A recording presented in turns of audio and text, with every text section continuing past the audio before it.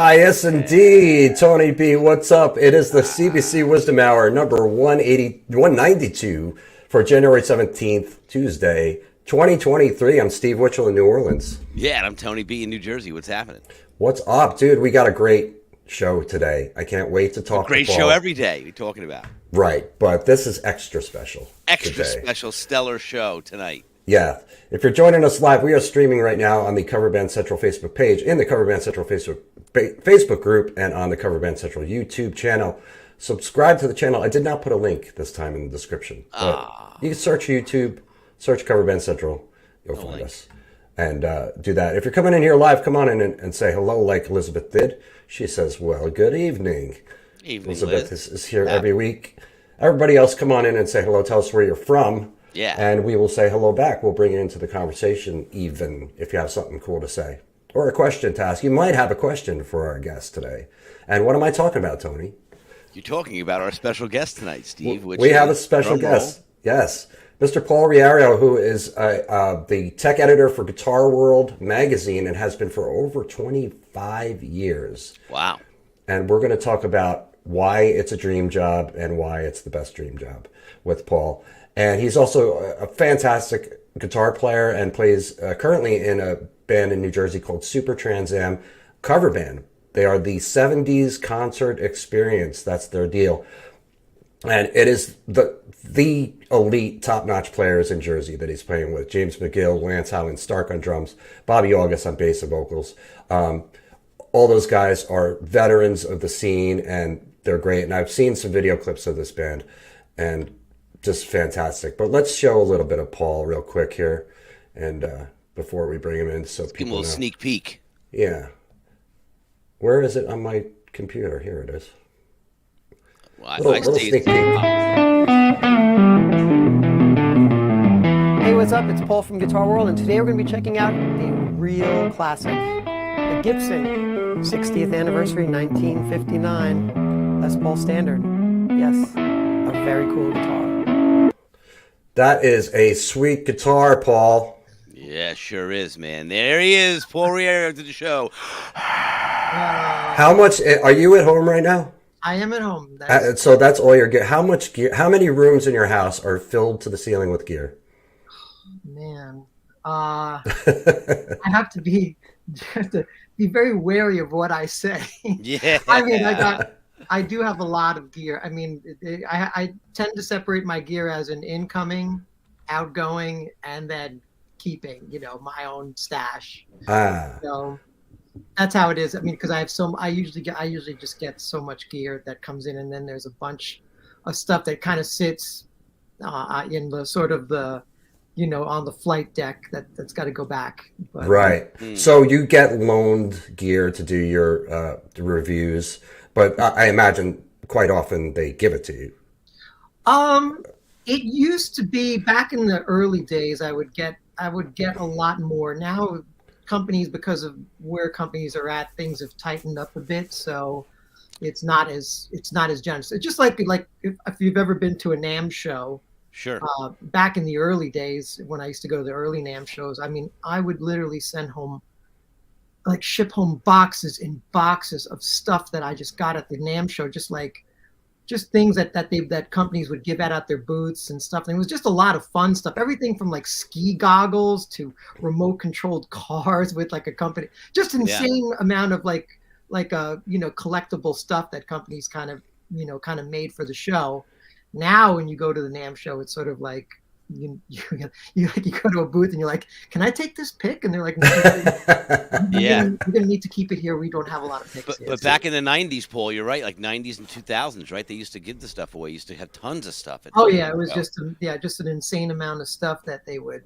Well, I mean, it was just I don't want to say that like any of that kind of stuff would influence me in how I would review it, but it was a nice. Sometimes it would be more of a thing like, hey, this guitar that I just reviewed with you guys is just fantastic. Can I buy it? Can we work out something? And they're just like, let's just keep it, dude. And just use it on at the mag and whatever. And I'm just like, okay, well, wow, that's cool. kind of cool. That's cool. Yeah. It's like for a lot of musicians, you're a kid in the candy store, and you get to just sample new gear a lot of times before anybody else does, and then review it. So we'll talk a little bit about that more. But I want to go back to our history. I want to start there. From we were talking just before we went live with Tony's history, and we'll get to that, Tony. But I want to talk about my history with Paul. Go ahead. Paul and I both played in original bands in North Jersey in the late '80s. And now, Paul, am I allowed to say the name of your band? Of course. Of course. Okay, I didn't know, how you feel about it. It's embarrassing for me, but I can wear the stripes of it at this. I've reconciled all those demons, so it's okay. Nice. So, all right. So I played in a band called Little Sister, which was the singer was Janet Rains, the late Janet Rains, later known as Jane Train, and we played on the scene, and Paul played in a band called Cleavage. And when I joined Little Sister, within a month, maybe a few weeks even, we went into the studio. That was Janet's big thing. We had to record music, and we had a couple of songs, and we went to the studio by this guy's name was Larry Gansey, and he was the singer of this band Cleavage. And I believe that's how we probably met there at the studio, even before Studio One. I don't recall a specific time. I mean, that was, how many years ago was that? 88 probably, right? So at least 88. 35 years ago. Oh my goodness. And then, so we kind of, like you and I, Paul, we never like really hung out or other than, seeing each other at Studio One or at the studio or whatever. But you would hang out with Janet, once in a while, and then come over to the house where we were, and we would see each other in passing and stuff. So we knew each other that way. And, Cleavage was great. The band was great. Paul was an exceptional guitar player. The hair, dude. You had the coolest hair. I had crazy long hair back then. What happened to all that hair? Where'd it go? I cut that hair. In 1997, I decided it was, you get to the point, I mean, well, not for you, but for me, it got to the point where I started to realize that I've been wearing my hair in a ponytail more than I would have it out long. So I was just like, I do that too. Like, you know what? And then, at the time, I think it was fashionable to start cutting your hair. And so I just did I did the very Radiohead mopped look at that point in 97, somewhere around there. I kind of did that Johnny Greenwood-ish type of thing cut.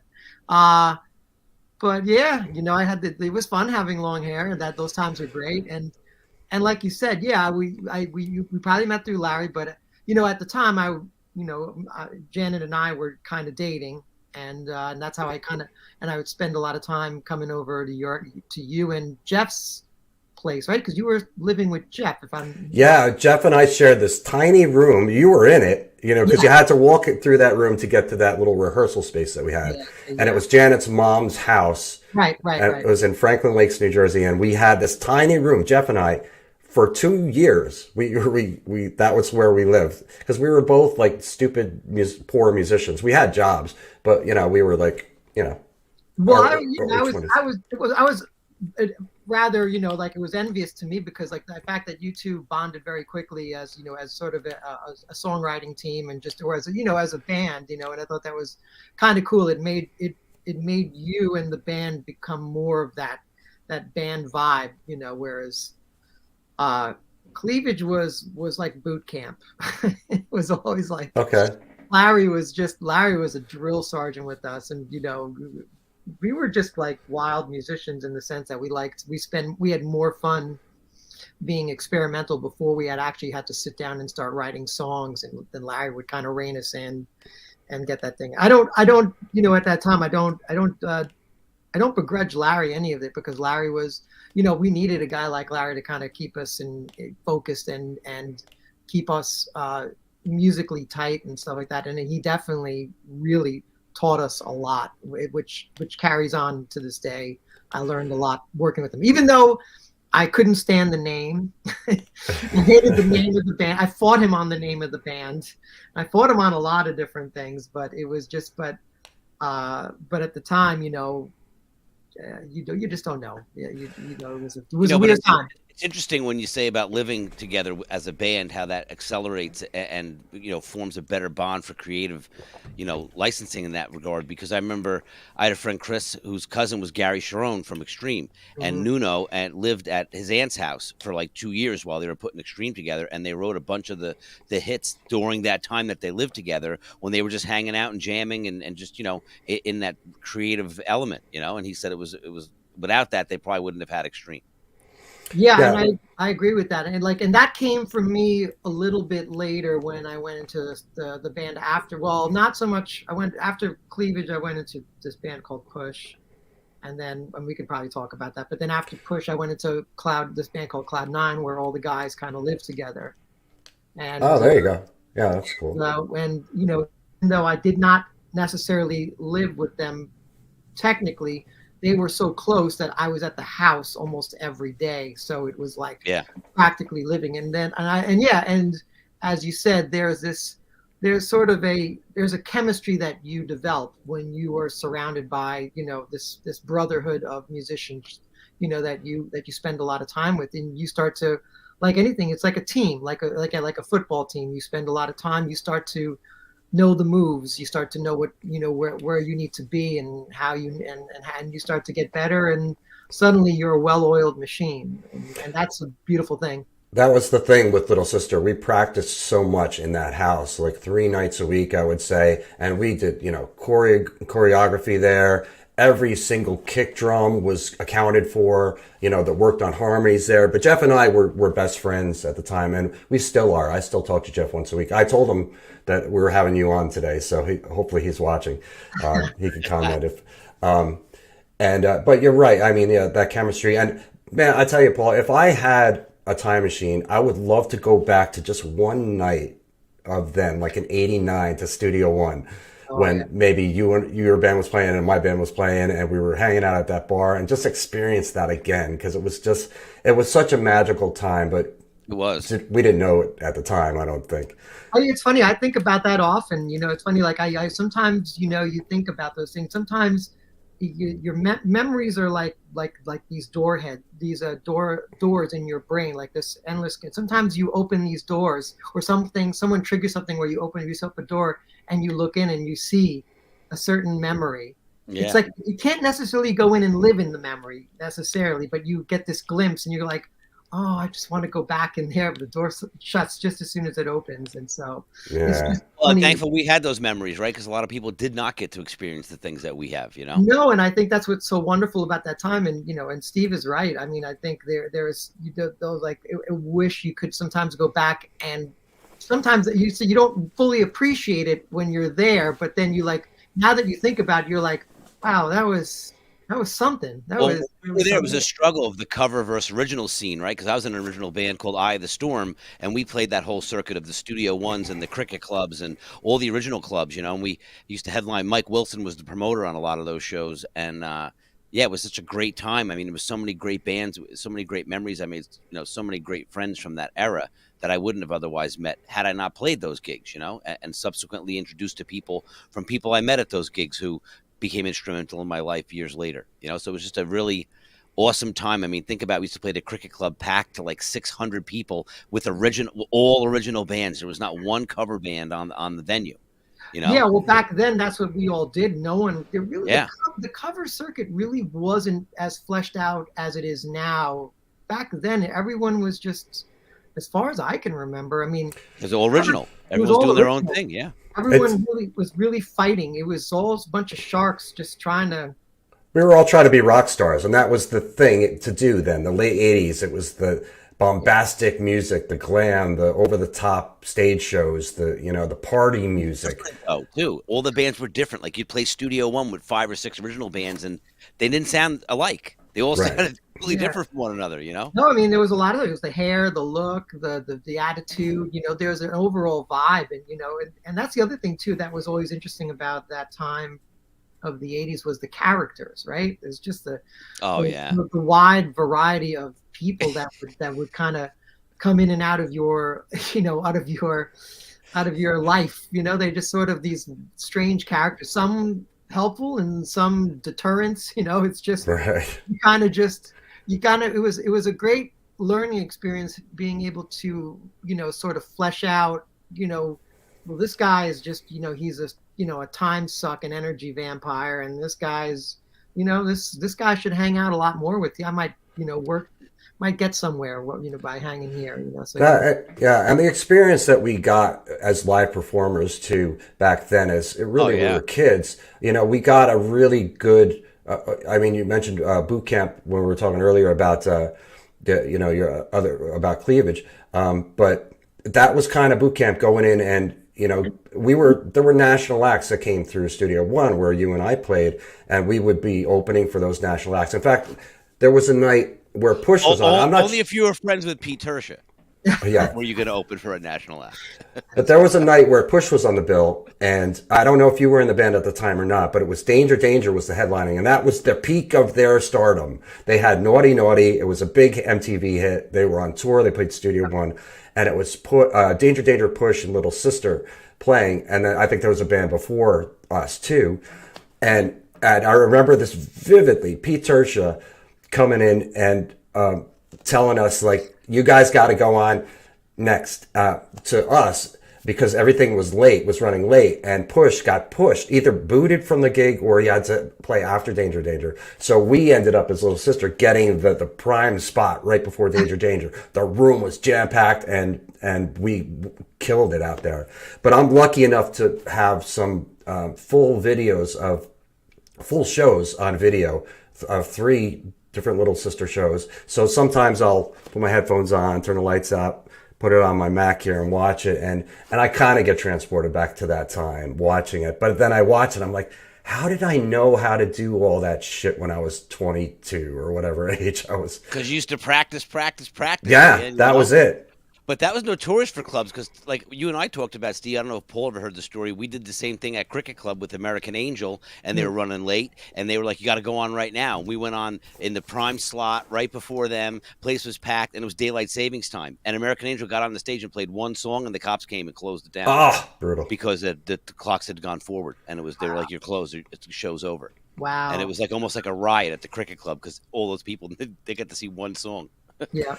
So, but then talking about transitioning into the cover band thing being the primary thing, and that kind of started in the early 90s. And for us in North Jersey, it was like Dog Voices, who was Voices before that. They played covers, and they used to pack rooms, and that's when that thing happened. So when did it happen for you? What was the first cover band that really got you kind of into that scene?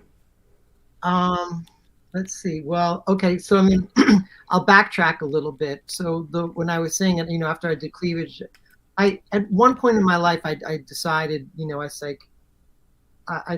said to myself, if I don't make, it was a very wise choice, but it was like, I said to myself, if I don't make it, if I don't become successful or famous by 25, I put that goal out for me.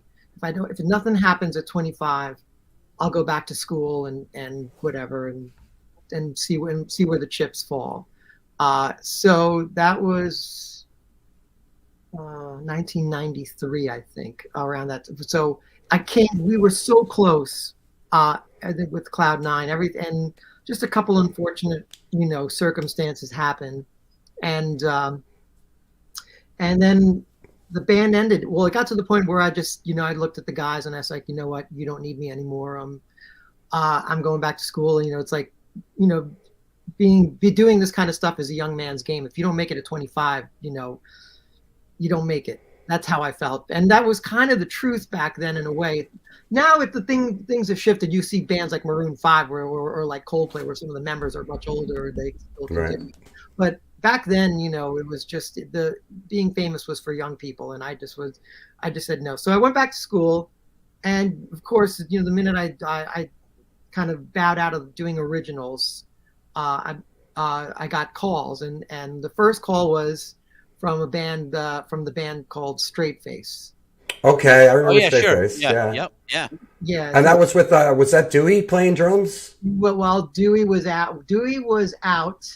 The only guy left was Joe Zettel, the singer. I remember the name. I can't picture him. They were, of course, the same thing happened to them. They were originally an original band called Lady Killer. like a metal band, and then they found, just like Dog Voices or Voices did, they started doing covers, and when Dewey was in the band, Steve Maz, and Right, sure. you know, they got quite a following and an audience. And I don't know what the falling out was, but Joe just called me up and he assembled a whole bunch of new players, and he says, "I want you in the band," and I'm just like, okay. I went down to, I didn't have to try out. They just like, "You're in," and I was just like, I just got together and we started playing the songs. And next thing you know, I'm on the cover circuit, and then from there it just became different bands, as I went along. And those were different venues too, Paul, back in the day, right? You used to play, like, Wild Mike's was a big venue for original bands back then. Straight. Yeah, like what was it? Mothers and Wayne. Yep. Wally's. Yep. Johnny A's in Bergenfield. Yeah, the Bizarre Bar. It was all these. Bizarre Bar in Lodi. Yep. What was it? Birch Hill. I mean, like, Birch Hill. Fireside. Yeah. Did you play the Fireside? Fireside, of course. Yeah. Yeah. Fireside was like my home away from home, because that's around where I live. But I gotta tell a story. I gotta apologize to you. I have two things to apologize to you for, Paul, and I've been waiting years and years to do this. Yeah. So this was, fast forwarding a little bit. This was, I want to say it was 2009, and I did this thing, Tony, where I went and helped at a how do I say this? Well, it was a porn expo. It was Exotica. It was porn stars in this convention center. And my job was the shuttle driver. I was shuttling the porn stars from the hotel to the event and back. In fact, one girl I had to drive to the airport. So at the end of this, at night, I guess there was some sort of, I'm hoping I remember this correctly, Paul. There was some sort of gathering. I think it was in a hotel. For the the after party kind of thing, and I was there drinking, and I was probably a little tipsy, and Paul's band was playing there. What was the name of that band? Monster, right? And was that with Kathy playing bass? I was with Kathy playing bass. Okay, so because I know Kathy now, Kathy works actually with me with Cover Band Central. We do stuff together, so it's funny how things come together.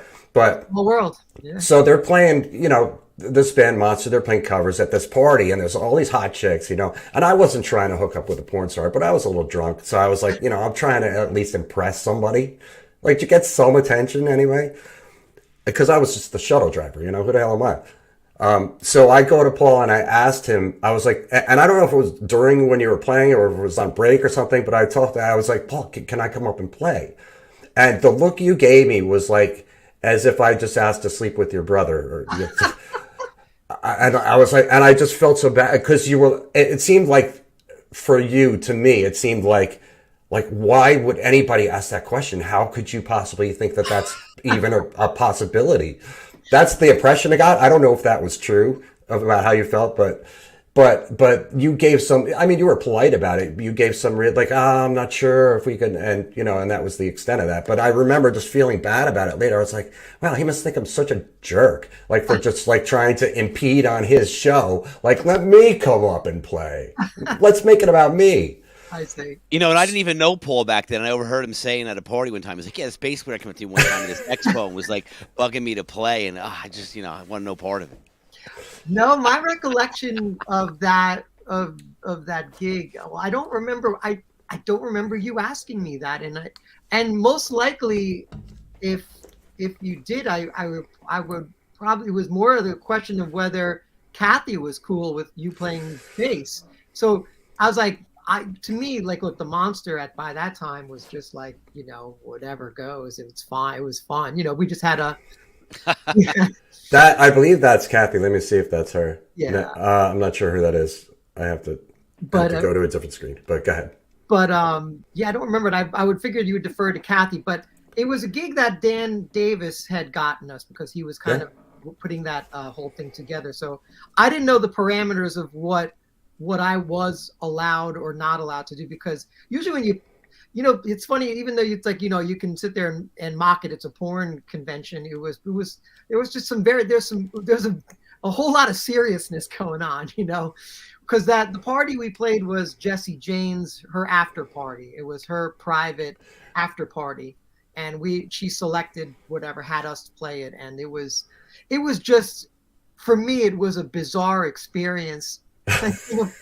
Porn convention, because you have to imagine, you have to look at it in the sense that, we all watched porn when we were younger, and you're just imagine being in a room, in a sort of this bar area, right? And you're just staring and you're looking, you're like kind of scanning the room, and you're like, oh, I know you. You're like, oh, I know you. Oh, you are fantastic. Yeah. So it's like you just said. So it gets really weird. You're like see all these stars that you've seen on the screen, and they're like there they are, and you're like, oh shit. And so, but from your perspective too, in the band, it's a big deal for your cover band to be playing this gig. Like you said, it's a bizarre gig, but nonetheless, it's like, hey man, I'm playing this, after party at the Adult Expo. Yeah, I don't know if it was to me, like the gigs are very funny. I don't know whether it was a big deal or more that.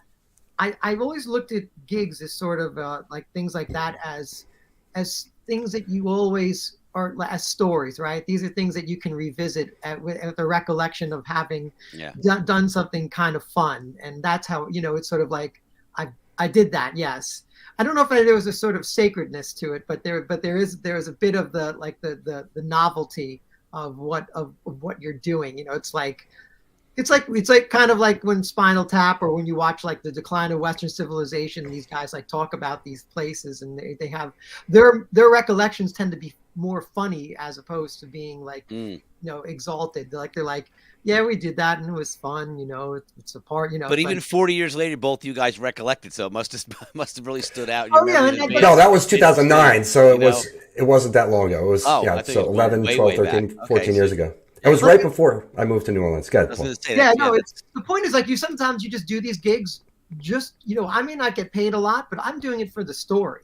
At the end of the day, it's at the end, like I'm going to be able to tell this story to somebody, somebody. That's all it's about, is stories. And Kathy said she got hugged by Ron Jeremy. Did you get a hug too, Paul? From So that's funny that she's saying that, because the funny thing is, I think me and Kathy both said the same thing.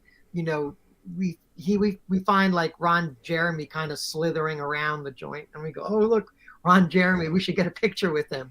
And no joke, I'm sure Kathy can confer that he smelled so terrible.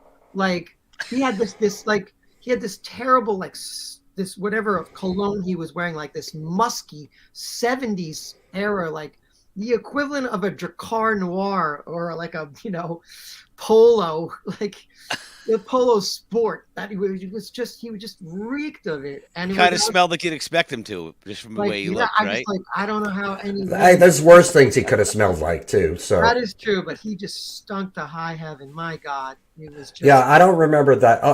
I remember seeing him during the day at the expo. I don't remember much of that night thing.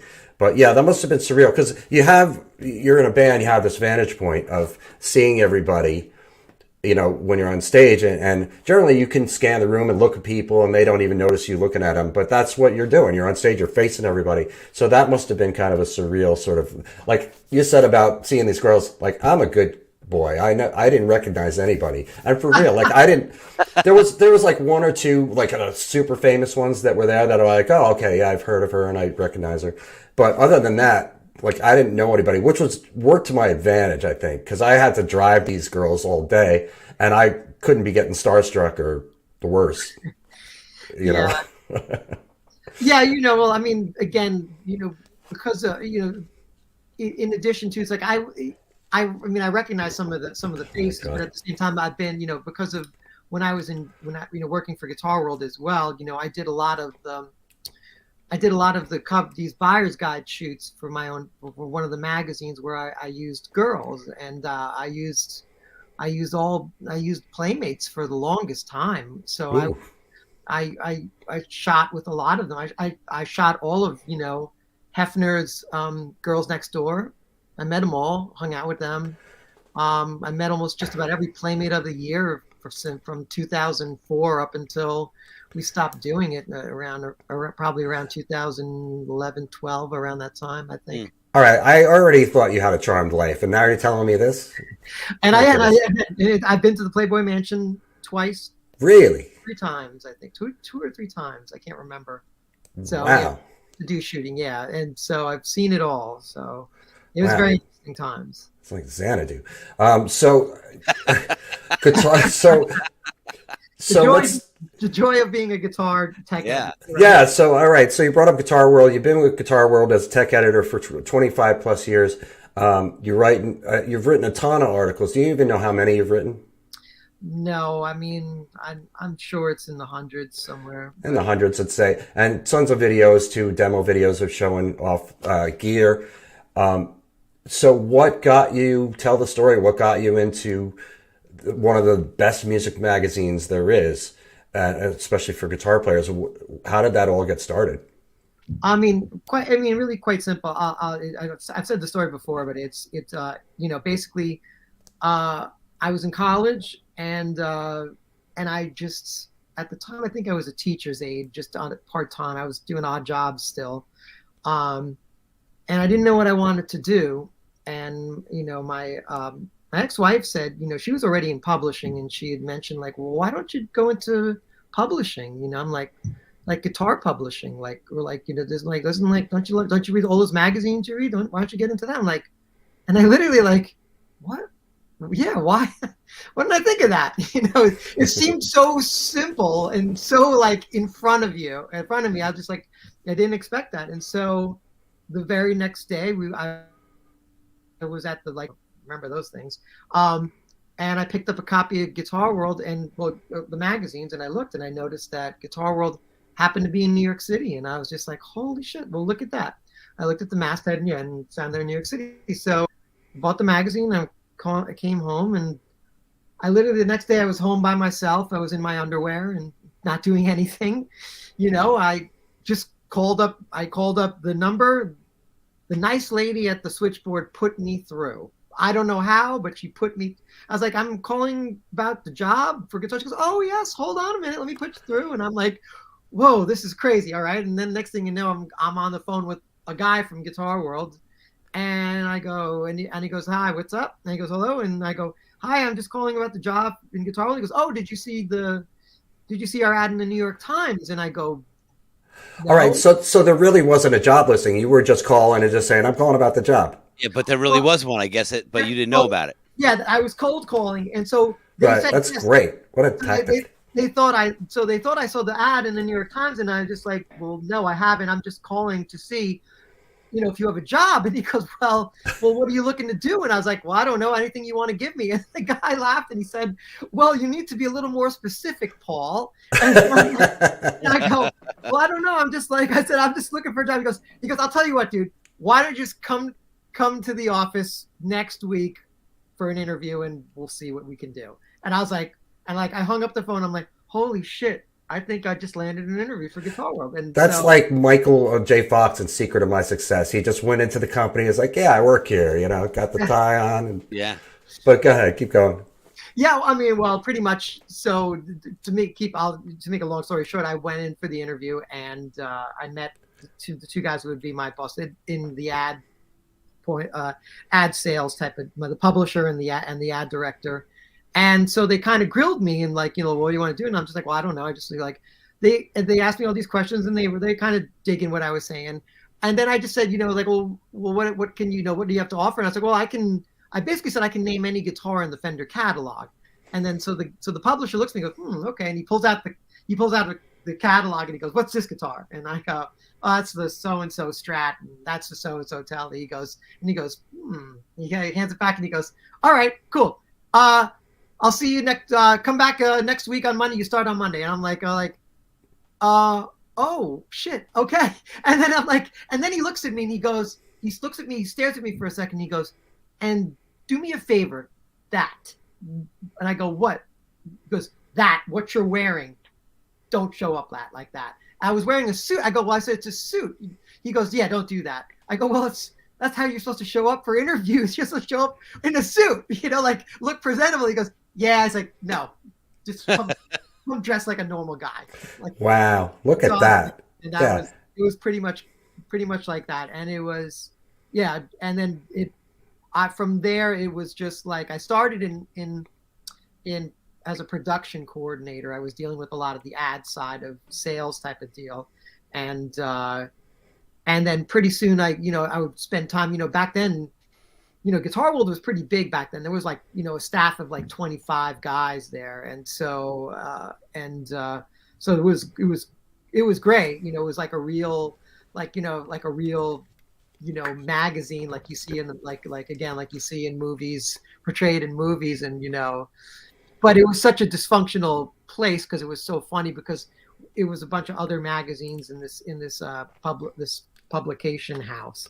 But anyway, it was like, at one point, some of the guys that I would sit in a cube with, I became really close and tight with. And one of them, this guy, Tom Beaujour, who's the author of Nothing But a Good Time. Have you heard that book? I haven't read it, no. New York Times bestseller. It's all about the 80s. You'd love it. Actually, yeah. It's a perspective about that. And he just basically talked to the editor in chief, and he goes, you got to take Paul from this out of sales and into editorial. This is your guy. And then from there, and the rest is kind of history. And it was very weird because, like, you have to keep in mind back then, like, publishing was just publishing, and then suddenly there was we got bought out by an English company, and the English company basically started saying, like, the future is video, and like this YouTube was just starting to gain its and stuff like that. This was during all like I witnessed, the advent of Napster and all the crazy, like file sharing and like everything. I got to see it all as it came down the pike. It's just crazy. And so then they were like, well, we're going to have to start doing videos. And then like my boss goes, well, all these other guys, they look terrible, so you're going to be doing the video. So, there you go. It's like, you're going to put. I was like, I don't know. I'm not a camera guy. Just sometimes I'd rather not be in front. But they're like, nope, we're going to do it. I'll sit there with you, and I'll just hand you like cue cards, and you just read off the cue cards. And it started very slowly like that, and then it just built, and And so yeah, the more you do, the more comfortable you become with it, and you start to learn. And I started to learn quick. So I mean, as far as I know, I am probably the original YouTube guy on guitar. Like, there was nobody else doing what I did. And now it's the whole market, is all flooded with influencers and prodigies and great talent. I don't begrudge any of those guys. I think what they're doing is fantastic. I just, but for what it's worth, I was the guy. I mean, and I had a lot of these guys come up to me and it's like, you're the OG here. You pretty much this is what I started doing. I started just copying sort of what you do, and it just kind of snowballed from there. Yeah, now you're the expert. You're the pro out there. You look very comfortable on the videos that I've seen. I didn't go back to the beginning, so maybe those were the thousands later, Steve. Those will be hard to find because a lot of those back then, back then that's when magazines were still putting CDs, and so all went straight to CDs on magazines, and that's how you used to play these videos. And do you still have them? I have some, sure. I just don't. But I'm not voyeuristic that I just can't stand looking at myself. Oh, okay. Like me and Tony, we love watching ourselves. Oh no, I can't. I'm horrified by. You get used to it. No, you look great. You look very comfortable, and I mean, again, a dream job for just about any musician to be able to sample gear, and. You write about it, you make a video about it, and that's your job, and you get to go to Playboy Mansion and do porn star gigs. Yeah, it is a bit of a dream job. It's also good in the sense that I've been very grounded about it because the thing is I'm very lucky. I don't take it for granted. I consider myself in a bit of an anomaly and very lucky that I kind of landed it, and I do take it with a bit of seriousness. But the other the funny thing is I watch all these other guys who kind of do similar things that I do or take it to another level as being like these influencers and things like that. And God bless them, go for it. I sort of get like, kind of get hounded like, well, why don't you do more like that? I'm like, I don't want to do that.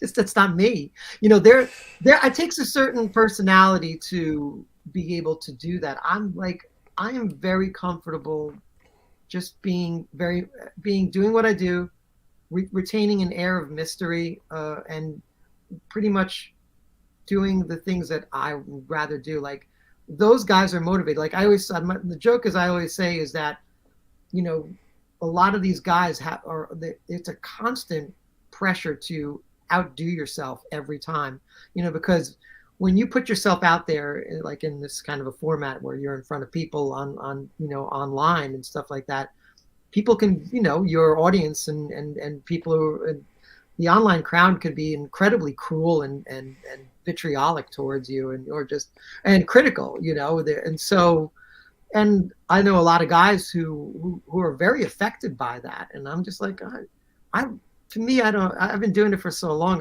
It's like, how many times can you sit there and just take shots at me? And I'm just like, I don't even mind it. I actually encourage a lot of the funny thing, like you can go ahead and take a shot at me and just make fun or criticize what I do, but at least be funny, be right. Be creative, be like, be something funny that would make me smile. I would love it. But if you're going to insult me, at least let me laugh. If you insult me, make me laugh. Be good at it, Yeah, that's cool. I think that's kind of, I know there's musicians that feel that way too, but musicians like us, like me, and like Tony, we've been in that, scene for so long, and being in public and letting people see you, and then online, to me, it's no different. I don't care. If somebody says something bad about me, doesn't like me, I just don't care. The same as, if I'm playing live and somebody doesn't like what I'm doing, I just don't care. I don't even pay it any mind. So yeah, everyone has an opinion, so it's whatever it is, it is. But let's talk about playing live and this band now. Super Trans Am, the 70s concert experience, some of the top players in Jersey, James McGill. I've known, James for years. I never played with James, but I've known him, in and around the music scene for years. Bobby August. I don't really know Bobby either. I met him a time or two. Brilliant voice. I mean, just incredible singer and great bass player. And then Lance is the only one I've actually played with before in a band, which was with Walt Stacy and Bobby Lynch. There was a band called Outside Now, and we played. This was around just before I moved to New Orleans, about 2008, 2009, and we were playing at the Seashell in LBI every Sunday afternoon, 3 to 7. And Lance played a couple of those gigs, and that's how that's the only time I jammed with Lance. And top-notch musician. So you guys just played the Stone Pony last November and packed the house. And I saw some of the video. The band sounds outstanding. Great song selection. I mean, how can you? That's your whole selling point, is about 70s music and how great it was. You can't go wrong with picking the songs that you guys picked. How did all that come together? And let's talk about this band, because it excited. When I saw that first video, or I heard about the band before, but when I saw the video of the Stone Pony and that crowd, I was so happy about that. A cover band is packing the Stone Pony. What? Wow. Yeah. No, we've been doing well. I mean, we've pretty much been we're pretty much sold out to Stone Pony twice that we played there, and we haven't usually get an opening band and things like that. So Super Trans Am is a funny thing because, since we're talking about the guys in the band, I've known Bobby and I've known James. Well, I've known James the longest. I've known Bobby sort of about probably just as long, but we never really played together. But Bobby's pretty much the orchestrator of all of it. And he's really the mad, he is the mad genius, the Oz of Super Trans Am. So with James, it's always been like, we go back almost as long as probably me and you. And we've always joked that, someday we're going to be playing a band together. And I was like, yeah, we'll get there one day. And here we are playing the band together. But Bobby came first in a way, in a very indirect way. So when I was in the Monster, since we were talking about the Monster earlier, right after pretty much 2010 or 11, I got burnt out on the cover scene. I was done. I was like, I remember I got to the point where, sometimes, as someone who plays out all the time, sometimes before you do a gig, your band members hand you your set list, and you scan the set list, and you go, all right. I don't want to play any of these songs. All right. Oh, this song I like. I hate this fucking song. I hate this song. I'll have fun on this song. You kind of scan the list. It got to the point where I scanned the list and I looked at this list and I go, I hate every one of these fucking songs. Yeah. I don't want to play these songs ever again. Yeah. And that was pretty much it for me. So, and a lot of it was just like, I didn't want to play, I didn't want to play Damn It, anymore. I didn't want to play, Pour Some Sugar on Me anymore. I was done. Like, so, anyway, I quit. I basically took a year. I said, I'm going to take a year off just to kind of recalibrate. And of course, the minute I took that year off, I got the calls from like every band in the tri-state area. They're like, hey man, I heard you just left, and like we got the best band for you. I go, oh yeah, what are you playing? Well, we do Pour Some Sugar on Me, Jessica. And I go, nah, nope. That was it. So anyway, Bobby August calls me sideways because I'd known Bobby from some other bands, and he goes, hey, I'm starting a new band. We're doing all modern country. We're doing country and modern country. And I go, huh? And he goes, and everybody says you're the guy. And I go, me? like I make fun of this music. This is ridiculous. I'm not playing any Red Dirt Road and lying and cheating and stealing, and drinking. And I'm just like, and they're like, no, dude. We're like, you should just come. And I go, all right, let me think about it. And I told Bobby, I was like, okay, well, Bobby's like, listen, if this is not for you, just come to the audition. I got a whole bunch of players. I assembled everybody. If it's not for you, no harm, no foul. Just walk away. You can walk away. No, I won't think of you any less. And I go, that's pretty cool. And so he sends me a CD of all the songs, and I started listening to the stuff, and I started listening to country, and I put the first song, and I go, oh, this is interesting. There's some really great guitar playing here. And then I'm like, suddenly I started diving deep into it. Now I show up for the audition, I show up when we get the band together, and it's just suddenly like the chemistry was there. And I was just like, and that birthed the band Radio Nashville, which I was just going to say Radio Nashville. And that's with, but that's with Joey. So that was with Joey, who goes back to the Janet days. Yeah. Joey, I've known, since when Janet was doing solo gigs, and this was back in the late 90s, early 2000s. She was, we played in New York City a lot, and Joey was playing guitar, and we had, I think Al Budd was playing drums, and gosh, did we have Rob? Maybe even Rob Carton might have been playing keyboards with us. Yeah. And I remember Phil Pacheco was around, and he was playing guitar. But yeah, Joey, and then I worked with Joey later too, in a band called Mr. Caboose, which was Will from Big Orange Cone, and I can't remember the drummer from Big Orange Cone too. What was his name? I can't remember. Dennis. No, not Dennis. Not Big Orange Cone. The drummer from. Anyway, and that lasted only a little while, and then eventually, like soon after that, I moved to New Orleans. But yeah, Radio Nashville. Are you guys still playing? We were up until last year, but we lost our singer, so now we are currently a singerless. So right now we are just figuring out what we're going to do next. But it's been hard because Super Trans Am has blown up, and that has been very busy. So anyway, so Bobby started with Radio Nashville. So we did that for a couple of years, and then Bobby and the other members of the band had to bow out because Bobby decided that he wanted to do this more full time, and so he just created a band called Garden State Radio that did all very like radio pop, all like the cutting edge. And what Bobby did is he built a show into the whole, like a stage show into the music. So put that aside for a moment. And so when PJ playing bass in that band too? PJ's Garden State Radio. No, PJ Zitarosa was playing guitar, I remember, in that band, not PJ Farley. Yeah, PJ Zitarosa was the original guitar player for Garden State Radio when Bobby left Radio Nashville. So he handed the keys over to me and Joey, and then me and Joey basically got a whole bunch of new members, and we kept the band going for well over like just about 10 years, right? Wow. And it was great. It was fun for me. It was perfect because I went head head first into country. I loved playing country and I loved listening to the music. I mean, I know all that stuff now.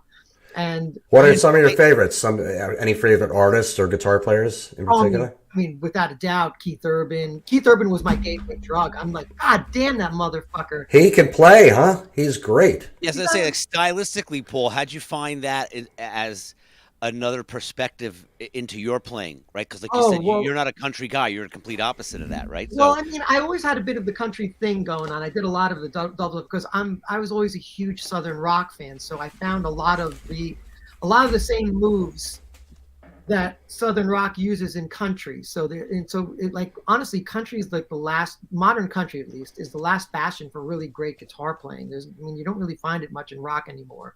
So you listen to some of the country stuff, and there's some just wicked guitar playing in it. And Keith Urban's one of those guys. Brad Paisley is. I was going to say Brad Paisley's a great player.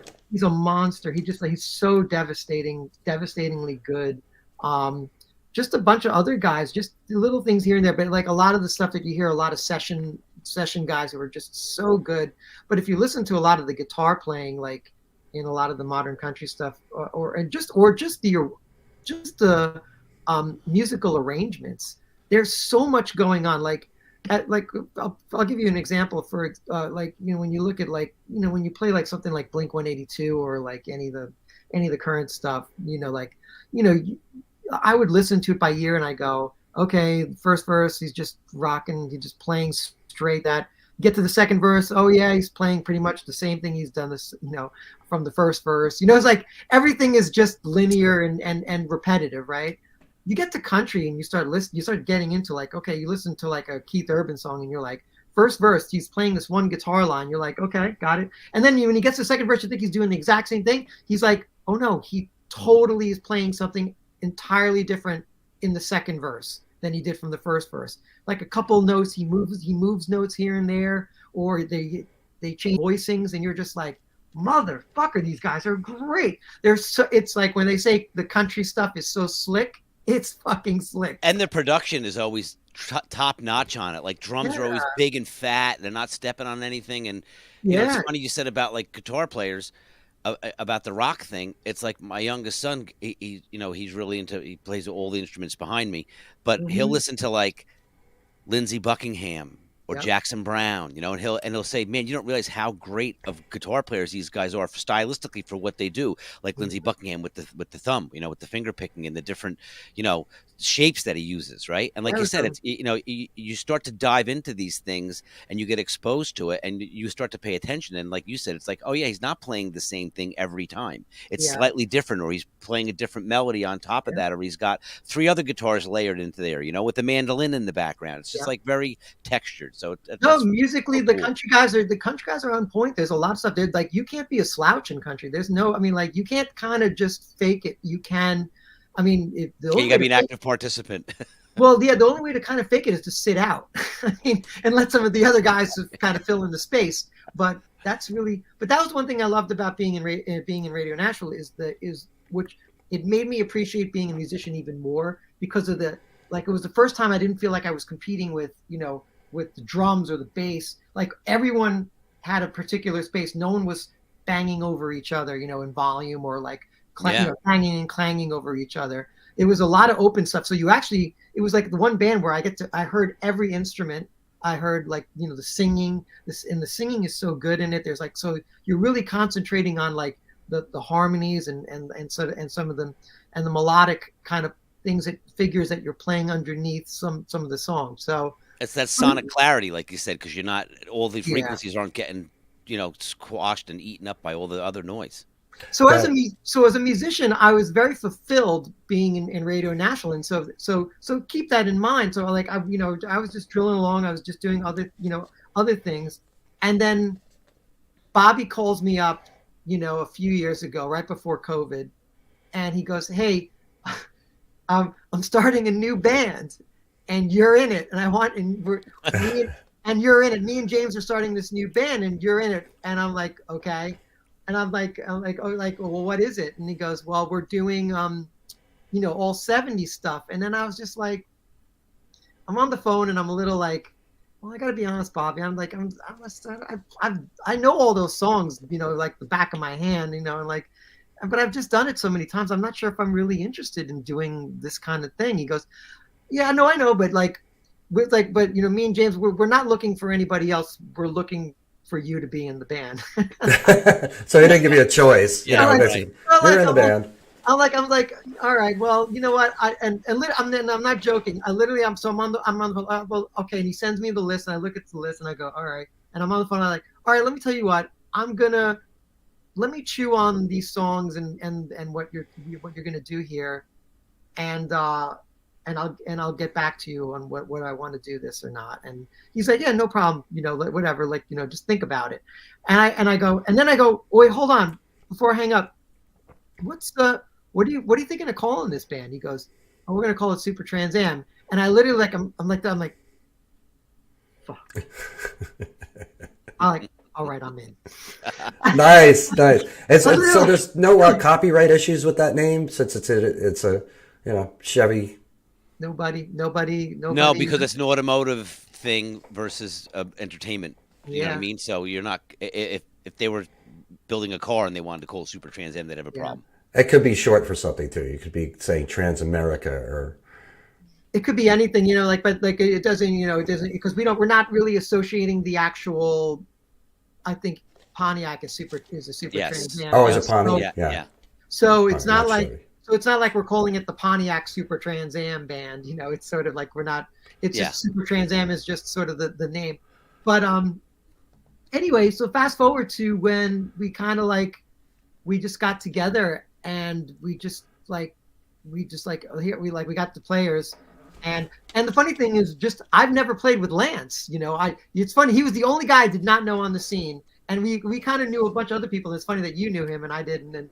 But anyway, so Lance was the first time I met, and we just got together and we literally just we played like maybe 2 or 3 songs, and it was just like it was so easy. Like everyone was on point. It's like it was just like I was like, yeah, this is amazing. It's going to be amazing, and like.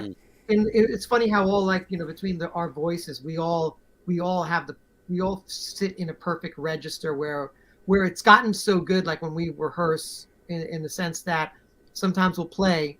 The great thing about the band is we'll play and we'll play something, and there's really no ego, in the sense that we'll play something and then we're like, okay, that sounded really good, but how about this? How about I take your harmony, you take my harmony. Let's see if it like the blend.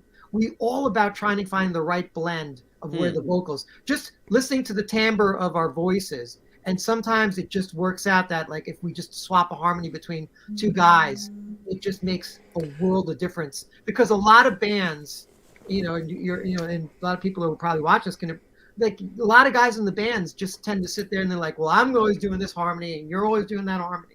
And it's like, no, mess around. Yeah, figure out what fits for your voice, right? What you can most easily sing best. We'll find where you said where that guy actually sounds better in this lower register for this song, but he sounds better in the higher register for that song.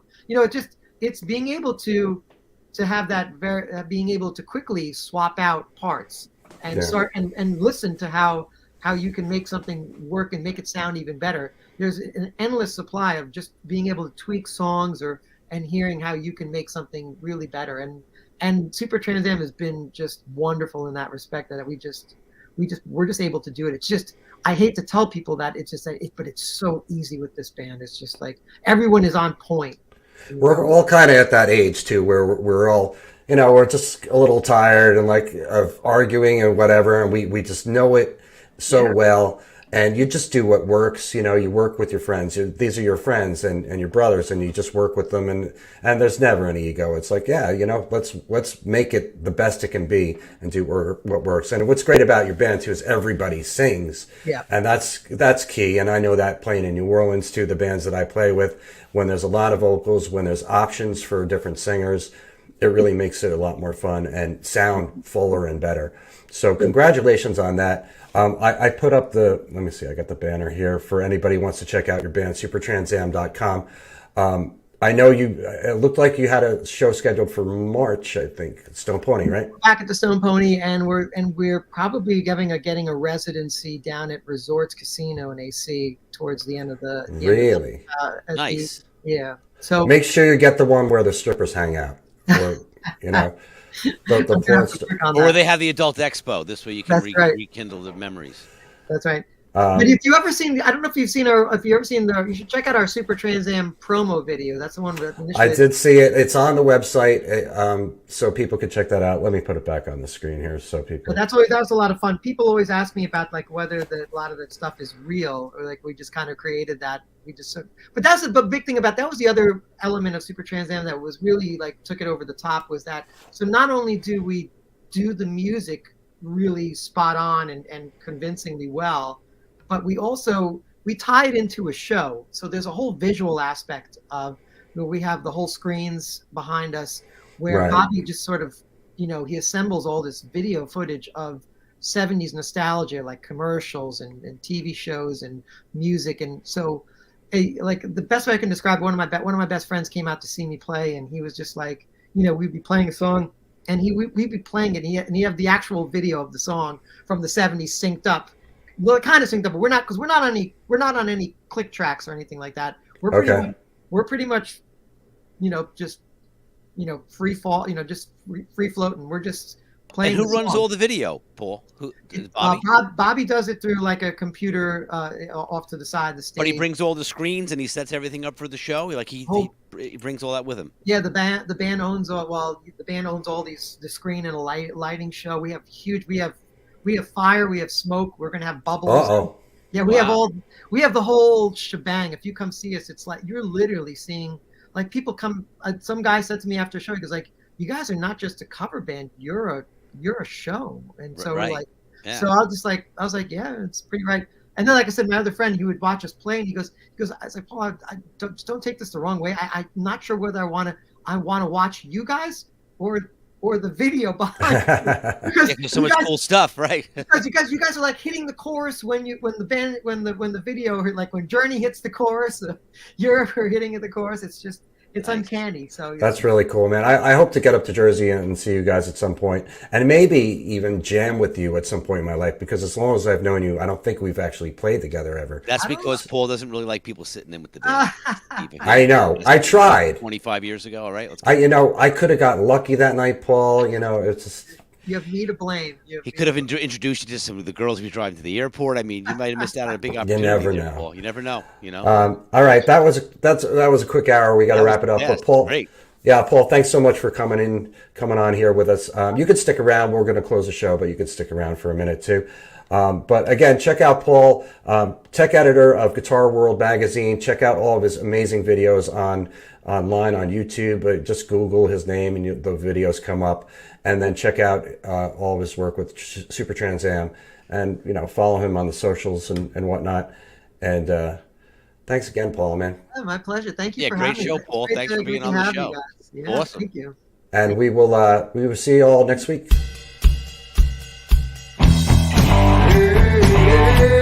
Yeah.